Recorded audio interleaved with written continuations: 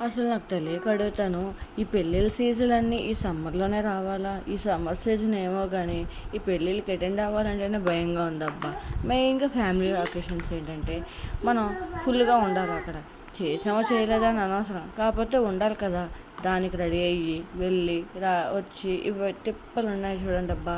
అది దట్టు చిన్నపిల్లలతోనైతే ఇంకా ఇబ్బందబ్బా!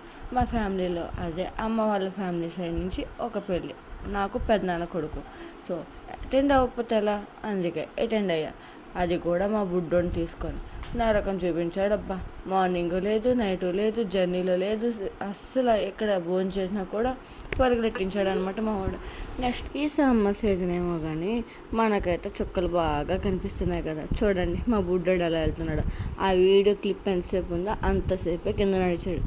నెక్స్ట్ అంతా నా పైన ఉన్నాడు. దిగమన్నా దిగలేదు. అబ్బబ్బా! ఇవి చూడండి. ఇది మాత్రం ఒక ఎత్తు అబ్బా! Full enjoyment. కానీ వాతావరణం కూడా మాకు కొంచెం సహకరిస్తే బాగుండబ్బా. ఎందుకంటే పైనుంచి ఎండ, ఈ కింద నుండి సౌండ్లు, ఈ మధ్యలో మా బుడ్డోడు మొత్తం ఫుల్గా డిసప్పాయింటెడ్ అబ్బా. ఏది సరిగ్గా చూడలేకపోయినా, సరిగ్గా ఎంజాయ్ చేయలేకపోయినా.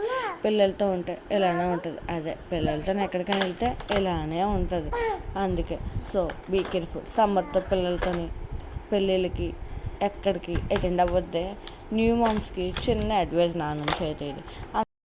పెళ్ళికొడుకు కూడా డ్యాన్స్ చేయడానికి వెళ్ళిపోయాడు. అంటే అందరూ వేస్తున్నారు, నా పిల్లలు నేనైపోతే ఎలా, నేనెందుకు తగ్గాను అనుకుంటూ పెళ్ళికొడుకు కూడా వెళ్ళాడు. ఫుల్గా ఎంజాయ్ చేసేసాడు.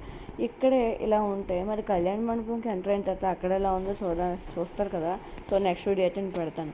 లేకపోతే వీడియోలు ఎంత కూర్చుంటుంది ఇక్కడే. సో అది నెక్స్ట్ వీడియోలో పోస్ట్ చేస్తానే. దానికన్నా ముందు మీరు నా ఛానల్ ఫస్ట్ టైం చూసేలా ఉంటే సబ్స్క్రైబ్ చేసుకోండి.